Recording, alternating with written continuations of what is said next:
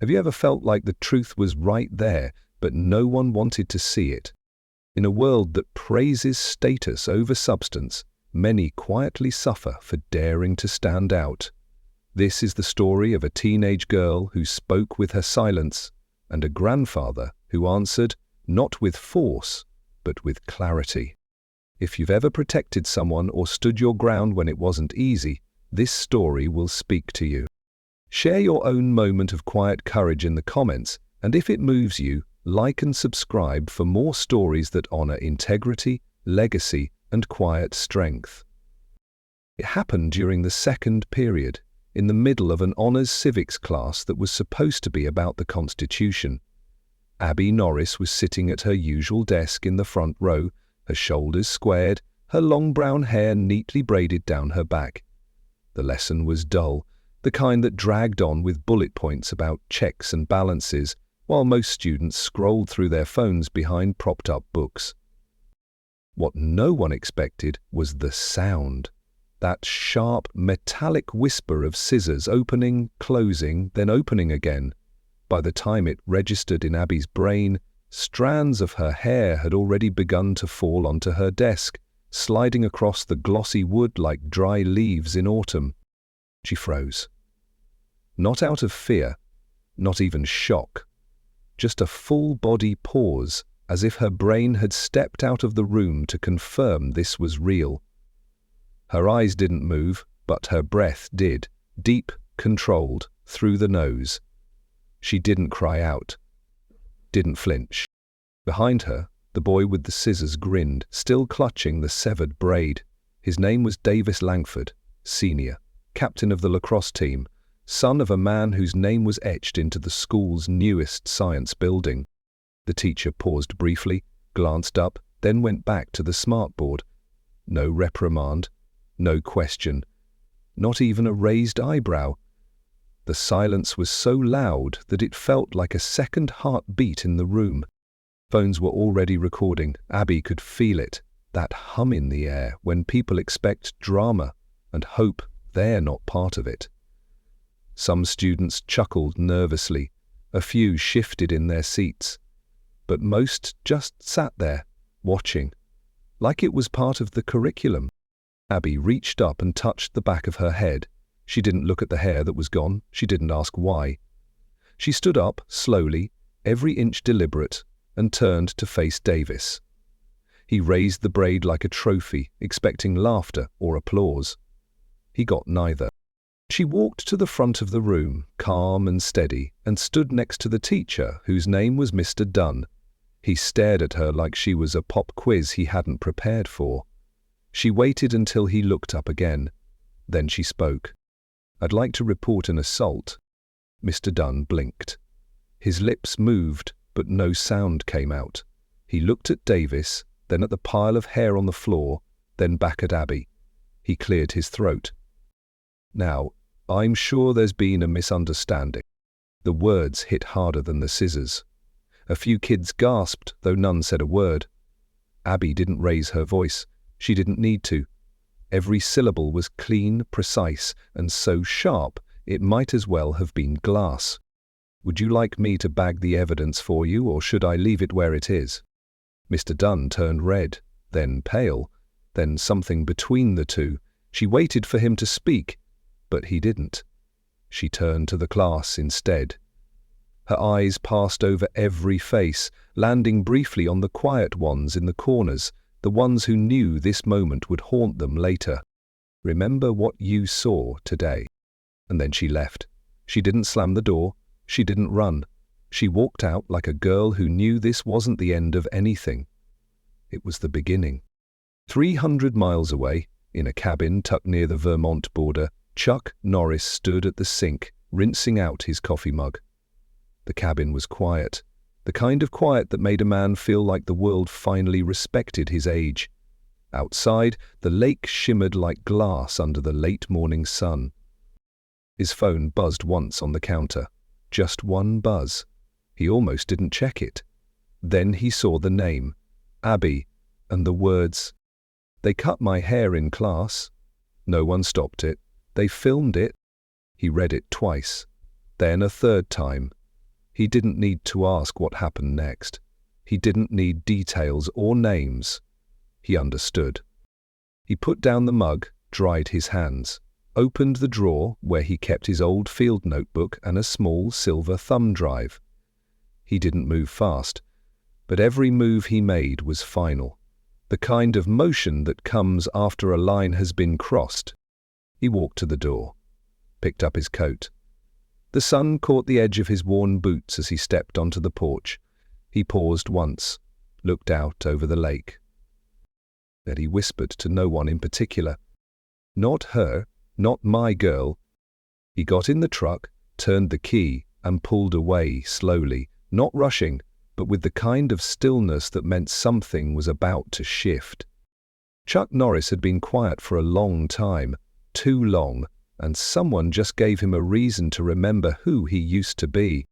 Elmsworth Academy looked more like a historical estate than a school.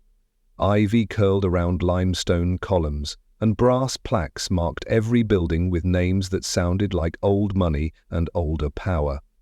Students walked between classes in tailored uniforms that fit more like designer wear than dress code compliance. The parking lot told its own story. Sleek German cars lined the curb, often idling with private drivers inside. Inside the gates, Elmsworth didn't just teach, it curated, selecting students the way a museum selects artifacts. Legacy was the currency here. Generations of the same families walked these hallways. Last names opened doors, dictated locker assignments, and, unofficially, influenced grades and disciplinary decisions. The school handbook talked about merit, but unspoken rules ran deeper than any printed policy. Certain students didn't get detention, certain names were never called out in assembly, certain truths simply didn't stick. Abby Norris had no legacy here. No endowment is named after her family, no parents on the board. Her mother taught piano in a small town 3 hours away. Her grandfather, known to most of the world for things he no longer liked to talk about, had driven her to campus that first day in a truck with cracked leather seats. She had been offered a scholarship that covered tuition and books. What it didn't cover was the gap between being invited in and being allowed to belong. She felt it in the way conversations shifted when she entered a room. Teachers paused just a beat longer before calling on her. What made Abby different wasn't just her background, it was her refusal to apologize for it. She didn't hide where she came from. She didn't dress up her story or downplay her drive. She didn't talk too much in class, but when she did, she asked the kind of questions that made other students uncomfortable.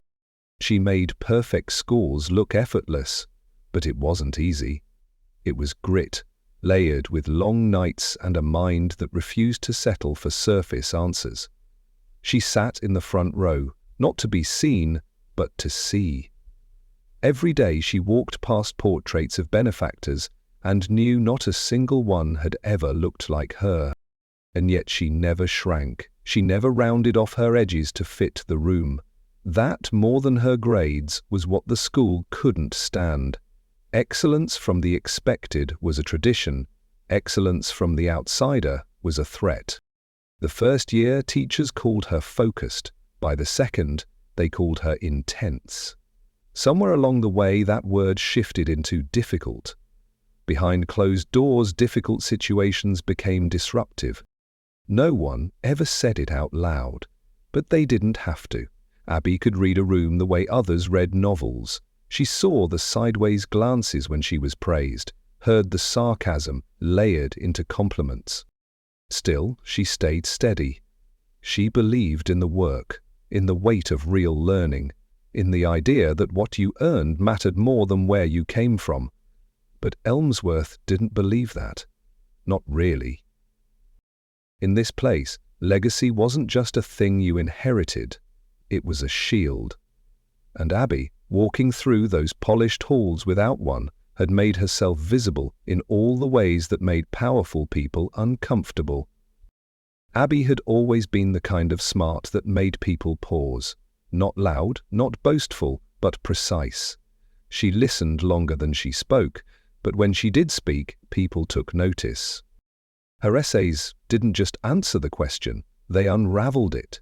Teachers marked her work with quiet admiration, even when they didn't fully agree with her arguments. She didn't seek validation, she sought clarity. Every morning she arrived before sunrise. The library staff knew her by name, not because she talked much, but because she was always there. Her notes were color code, not for appearance, but for function. She treated studying like a craft. In debate, she didn't shout. She dissected. Her voice was calm, her tone steady.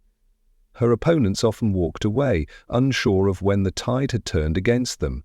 She didn't interrupt. She waited for the right moment and used the truth like a scalpel. There was no arrogance in her, just certainty, and that made her dangerous. Because she didn't beg for space, she took it. Some students admired her from afar, but few approached. There was something about her that made it hard to pretend. You couldn't fake your way through a conversation with Abby. She would smile, nod, and then quietly press into whatever you were avoiding. By junior year, her name topped every academic list. Her recommendations were sealed. Her file glowed with promise. But that glow came with a shadow. With every achievement, the air around her changed. Whispers started. Nothing direct, just enough to leave fingerprints. The kind of rumors that couldn't be proven, only felt.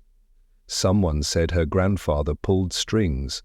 Someone else claimed she was unstable, too intense for her own good. She noticed changes.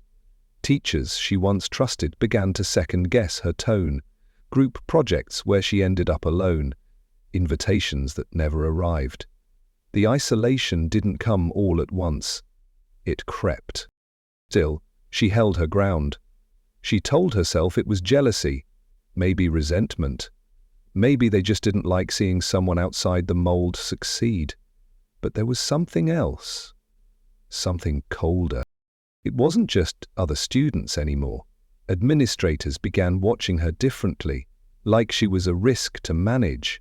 Her file got flagged for follow-up, not because of grades, but because she asked too many hard questions in class. She had challenged the school's funding model during a scholarship forum, brought up income disparities in a history presentation, not to provoke, but because the truth mattered. But at Elmsworth, the truth was fine until it became inconvenient.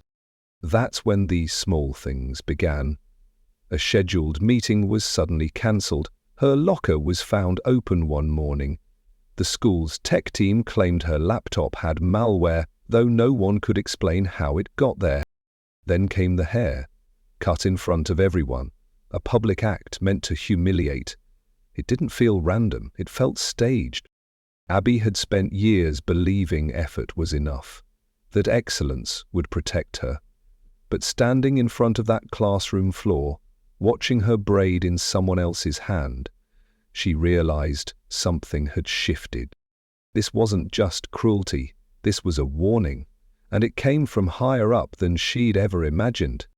Chuck read the message once, then again, slower the second time. He didn't blink much, he just stared at the screen like it might change if he waited long enough. Abby never exaggerated. If she said it happened, it happened. He set the phone on the kitchen counter and looked out the window. The lake was still, no wind, no sound, a quiet place, far from the noise of headlines and spotlight days he'd left behind. He rinsed his coffee cup without thinking, dried it with a towel he'd used every morning for years. Then he walked into the back room where he kept what mattered. Not weapons, not trophies. On the top shelf sat a grey box labelled Elmsworth. He hadn't opened it in a long time. It held notes, letters, printouts, some hand-scrawled warnings from a woman whose son had vanished from the school roster one spring and never came back. He took out the folder and laid it on the table, pulled out a battered yellow legal pad and began to write 3 names. Below each name is a number. He picked up the phone. The first call went to Henry Barker, a reporter who used to run investigations for a local paper before budget cuts shoved him into early retirement. Chuck didn't waste time with pleasantries. He gave Henry the name of the school and the incident and told him to check his inbox in 5 minutes. The second call was longer. A lawyer in Maine named Rebecca Shaw. She had represented families in school abuse cases before the courts drained her dry. Chuck didn't ask for favors. He asked for her eyes on a document he was about to send. The last number he dialed was harder. The voice that answered was hesitant, tired. He said her name once, Clara. The woman didn't hang up. She just sighed, then said she'd meet him in town. He didn't rush to pack. He folded 2 shirts, grabbed his coat, and loaded the truck. Everything moved with the pace of a man who had learned that urgency and panic were not the same thing. He looked once more at the cabin before pulling away. It had been a good home, quiet and honest, but there were things that needed doing elsewhere now, and the road was calling again, not in glory, but in purpose. The drive was long and steady. Trees blurred past the window, yellow and orange with early fall. He didn't play music. He didn't speak. The truck hummed beneath him, old but reliable. At a gas station just past the state line, he checked his phone. 2 new emails waited. One was from Henry, who had a list of past complaints tied to Elmsworth. One from Rebecca saying she'd meet him in person. He poured himself another coffee and stared at the map laid out on the seat beside him. Elmsworth Academy sat right at the edge of old wealth and new silence. A place where truth didn't last long unless someone nailed it to a wall. Chuck didn't smile, but his jaw set a little tighter. His hands rested on the wheel like they belonged there. He wasn't going to kick down doors. Not yet. He was going to listen, document, and prepare. That was the thing they never understood about him. The fight wasn't always fists. Sometimes it was patience. And patience was something he had plenty of. Chuck pulled into the town just after noon, parking 3 blocks from the school. Elmsworth sat on a hill, looking less like a campus and more like a country club.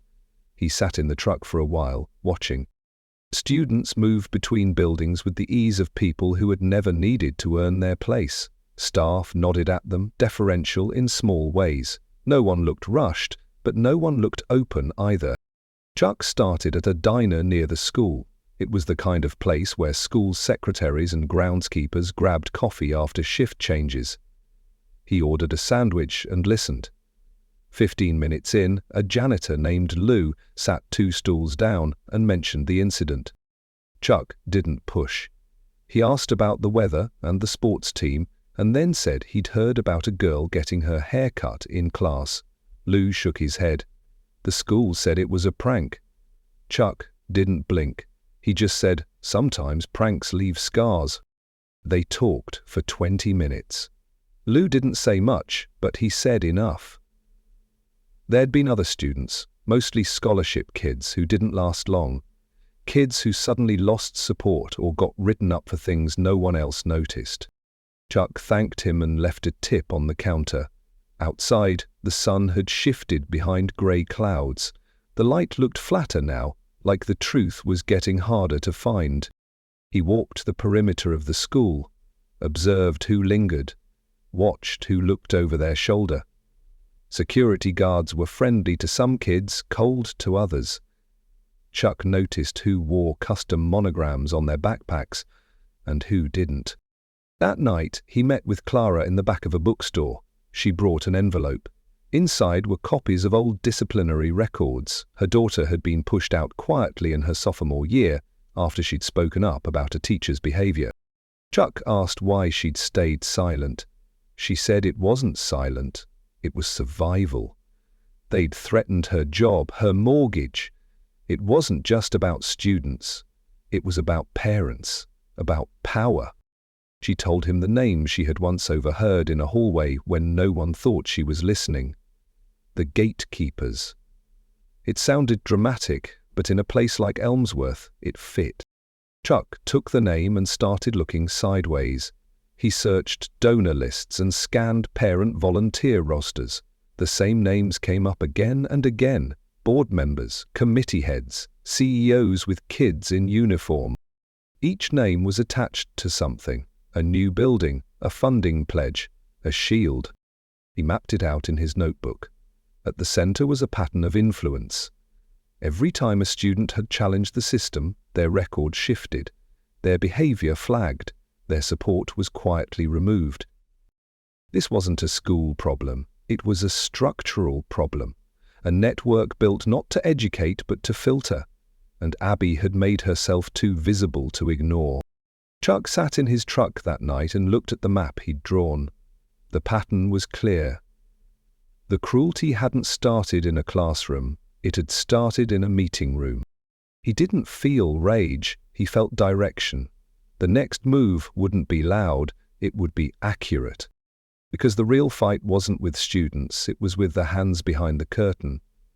And now he had a name. Chuck heard the soft knock on his window just before sunset. He looked up from his notes and saw a woman standing beside the truck. She wore a navy coat, pearl earrings, and eyes that hadn't rested in years. He unlocked the door, but didn't say a word. She climbed into the passenger seat with the care of someone who wasn't sure if they were welcome.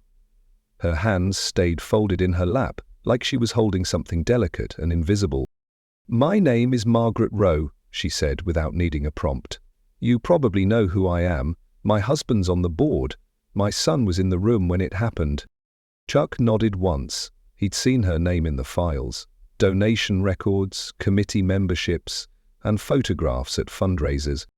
She looked out the windshield, like she couldn't face him directly. "I've been part of it longer than I want to admit. Not all the details, not the day-to-day decisions, but the mindset. The belief is that some families deserve more say than others." Chuck waited. She wasn't finished. Her voice shook, but she kept going. "My daughter, Lily, came here too. 4 years ago. She was brighter than any of us, and more fragile than I realized. She started to question things. Teachers who looked the other way, classmates who bullied kids like your granddaughter. I told her to stay quiet, to stay safe. I told her that silence was smart." She swallowed hard. Chuck didn't move.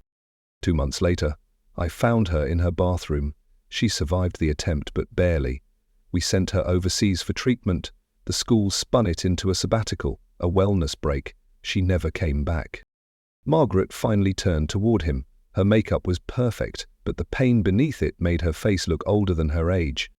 "She died last summer, quietly, in her sleep.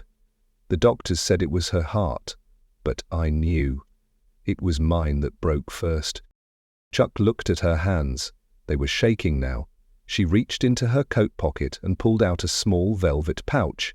From it she drew a silver brooch, shaped like a tree, with roots curling inward. "This is their symbol, the gatekeepers. They hand it to new members at the first private dinner. I wore it for years, never asking what it meant, until I knew." She placed it on the center console between them. It caught the fading light, cold and gleaming. "They asked me to stay quiet again. About Abby. Said it was just a correction, a reminder to know her place. They said it like they were talking about a business deal. Nothing personal, just order." Her voice cracked on that last word. Chuck said nothing. He didn't have to. "I'm done protecting people who hurt children in the name of legacy. I can't fix what I allowed, but I can start telling the truth." She reached into her bag and pulled out a flash drive. It was taped shut and labeled in her handwriting: names, records, emails, copies of everything they thought no one kept. Chuck took it gently. He could feel its weight, heavier than it looked. "I'm not a hero," she said quietly. "Just a mother who ran out of lies." She opened the door and stepped out. Before she left, she looked back once, her voice low. "They'll come for you next. I know how they work. But now you know how they break." Then she was gone. and the truck was quiet again, except for the drive in Chuck's hand and the brooch on the seat. Symbols of a system. And the cracks are beginning to show. Chuck didn't move right away. The silver brooch sat on the console like it might still burn. Margaret's hand hovered near it, then pulled back slowly, like she had just placed something sacred between them. She took a steady breath and reached into her bag again. This time, what she pulled out was smaller. A black USB drive wrapped in a plain paper napkin. No markings, just taped edges and a name scrawled in blue ink, Lily. Chuck looked at it without reaching. He didn't need to rush. Some things needed a second to settle. She set it next to the brooch and folded her hands in her lap. After Lily's breakdown, I started asking questions. Quietly, off the record, not to make noise, just to understand how we got here. I thought maybe one teacher, one bad egg, but it wasn't that. Her voice held steady, but her jaw was tight. She'd told this story before, probably to herself, probably late at night when no one was listening. I started copying emails, saving meeting minutes, recording the board calls when I was invited to sit in. I didn't know what I was building. I just knew I had to build it. Chuck turned the USB over in his hand. It felt ordinary, plastic, light, but his instincts told him it was anything but. It has every disciplinary action linked to scholarship students in the last 15 years. Patterns of flagging behavior to justify removal. Memo threads where they talk about making space for legacy applicants. One note called it unnecessary pruning. She blinked fast but kept talking. Her voice had picked up speed now, like she needed to get it all out before something inside her shut the door again. There are recordings too. Dinner meetings, private calls, a few surveillance clips from the admin building. I had to use my son's access to get them. He doesn't know. Chuck nodded slowly. He still hadn't spoken much, but Margaret read the silence as permission to keep going. They called it a culture of excellence, but what they meant was obedience, legacy obedience. Anything that made them look inconsistent, anything they couldn't control, had to be scrubbed out. She paused. Her eyes didn't leave the dash. I saw what they were doing to Abby. I saw the same rhythm, the same justifications, the same quiet machinery as winding up behind the scenes. And I realized I'd waited too long. Chuck finally looked at her. Why now? Her mouth trembled, but she kept her voice even. Because I'd been sitting with all this truth and no courage. Because I kept thinking someone else would come forward. Because my daughter never got her second chance, and maybe Abby still can. He nodded once. No promises, no platitudes. Just a moment of shared understanding between a man who had nothing left to prove and a woman finally done hiding. They sat for a long moment with the air thick between them. Outside, the wind picked up and pressed a few dry leaves against the windshield. When Margaret opened the door, she left the brooch behind. Chuck didn't stop her. She walked away, lighter than before, but with the grief still tucked into her coat like something she'd never be rid of. He looked at the drive one more time. The name was written across the paper in a mother's handwriting. Then he tucked it in his pocket and turned the key. The time for quiet questions was done. Now came answers, and after that, accountability. The boardroom at Elmsworth Academy was polished to the point of sterility. Long oak table, leather chairs are arranged in a perfect oval. Oil portraits of past donors stared down from the walls like silent sentries, the kind of room where power felt permanent. Chuck entered first. Abby followed, her chin level, her expression unreadable. She wore her uniform with the same straight posture she always had, though now her hair sat at an uneven length, like truth refusing to be groomed. 7 board members sat waiting, all older, all dressed like money. No smiles, no handshakes, Just a clipped welcome and a request for both of them to sit. Headmaster Aldridge cleared his throat and began the meeting with a practiced tone. He said the purpose of the gathering was to review troubling behavior by a student. He said Abby's actions had disrupted the learning environment. He used words like divisive, inappropriate, and inflammatory. Chuck let him finish. Then he set a small speaker on the table and pushed play. The voice that filled the room was crisp. It belonged to one of the board members present, laughing through a phone call recorded months ago. The voice joked about cutting funding to the diversity program. It mocked the scholarship interview process. It used the phrase trimming the hedge when referring to a list of students who didn't belong. Another clip followed, a woman's voice this time, talking about how it was time to make an example. She named Abby.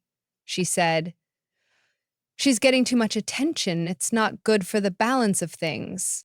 Several board members went pale. Two tried to speak at once. Aldridge raised his hand to calm them. Chuck simply opened a folder and began to read. This is an internal email from last October.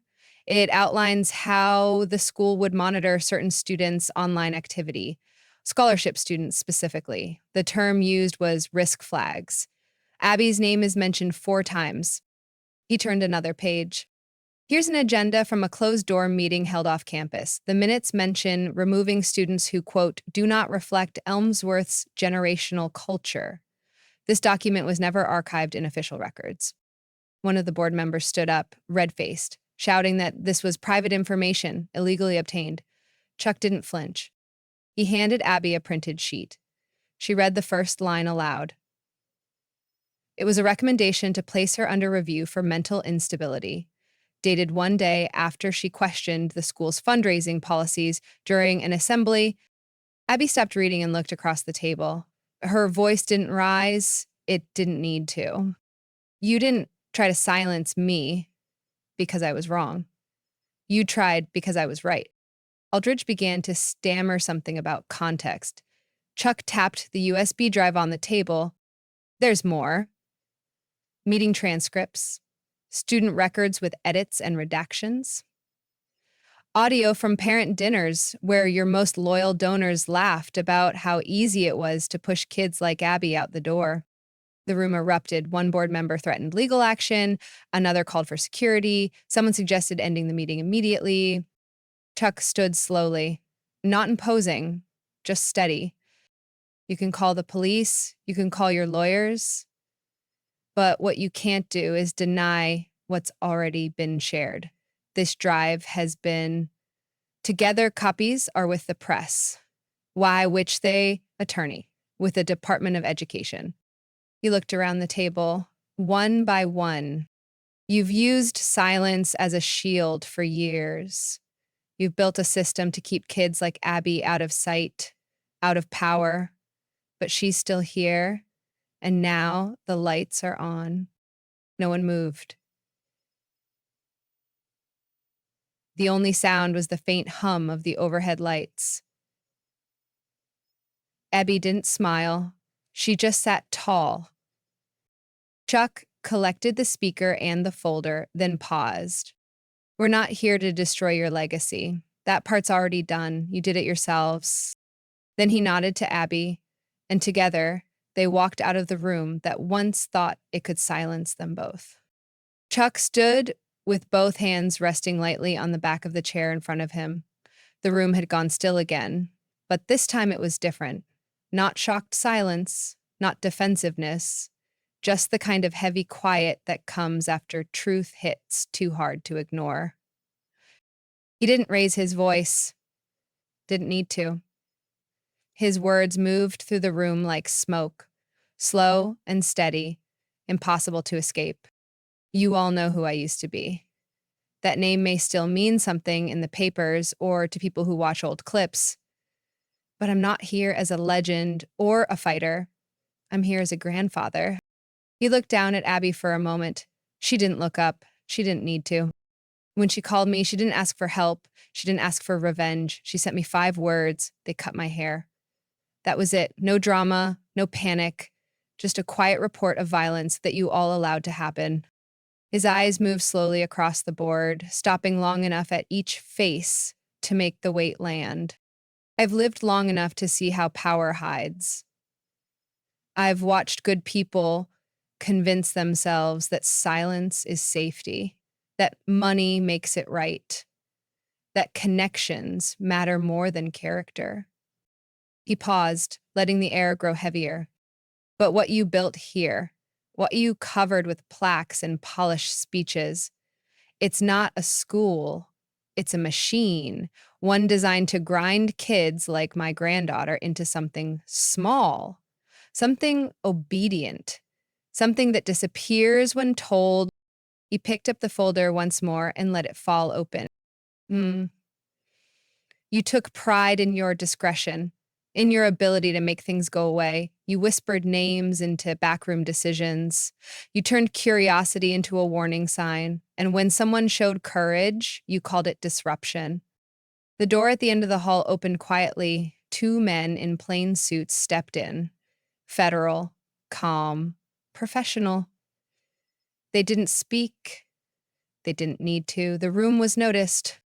Chuck didn't turn toward them. He kept going. You made rules that bent toward legacy. You broke others when they got in your way. And now, like every system that believes itself untouchable, you forgot the one thing that always catches up. Ugh. He stepped around the chair, his tone steady as ever. It doesn't come in shouting. It doesn't wear armor. It walks in quietly. It walks in with someone like Abby, who stood up in a room full of silence and said, "This is wrong." He looked at each board member one last time. You didn't fail to protect her. You chose not to. You saw brilliance and tried to clip it short. You saw integrity and called it defiance. And you thought no one would notice because you've always gotten away with it before. Another agent stepped closer to the table. A name was read. Then another. One of the board members stood, shaking. Another turned pale and slid something into her briefcase. But Chuck didn't watch them. He turned to Abby, offered his hand. She took it. As they walked toward the door, he spoke one last time. Not to the board, but to the room itself. If your school ever stands again, make sure it stands for something better. Not legacy, not fear, not silence. Something that lets kids like her breathe. Then he opened the door, nodded to the agents, and stepped out with Abby beside him. No applause, no noise, just the sound of consequences catching up and the quiet footsteps of a man who had just finished what he came to do. The sign that once read Elmsworth Academy came down on a windy morning in early spring. The gate stayed locked for weeks while investigators swept through offices and storage rooms, collecting the pieces of what had been hidden for too long. News trucks came and went, but the real work happened quietly, behind closed doors. When the campus reopened, it carried a new name, Clearwind Preparatory, a place built not on legacy but transparency. The old portraits were gone, the board had been dissolved, new leadership chosen with community input stepped in with open hands. Classrooms were redesigned, teachers hired with values as clear as their credentials. Tuition shifted to a sliding scale, scholarship students outnumbered legacy admits for the first time in school history. A new motto, carved in stone above the library door, read, "Every voice, every chance." Abby never returned to Clearwind as a student. She finished her final semester through an accelerated online program, preferring the quiet of her grandfather's kitchen table to any lecture hall. Offers came in fast, Ivy League, full rides, glowing letters from people who had never noticed her before. Chose none of them. Instead, she enrolled at a small but respected liberal arts college in the Midwest. She said she wanted to study law. Not to argue in court, but to build better systems before anyone else had to break them down. Her decision made headlines. So did her refusal to speak to the cameras. She said the story was already told. What mattered now was what came after. Chuck didn't speak much during those months. He kept busy helping rebuild the scholarship board. He worked with Margaret Rowe to create a new fund named after Abby and Lily, the Norris Rowe Initiative, a scholarship program for students from underserved backgrounds who had the drive and the grit, but never the gatekeepers.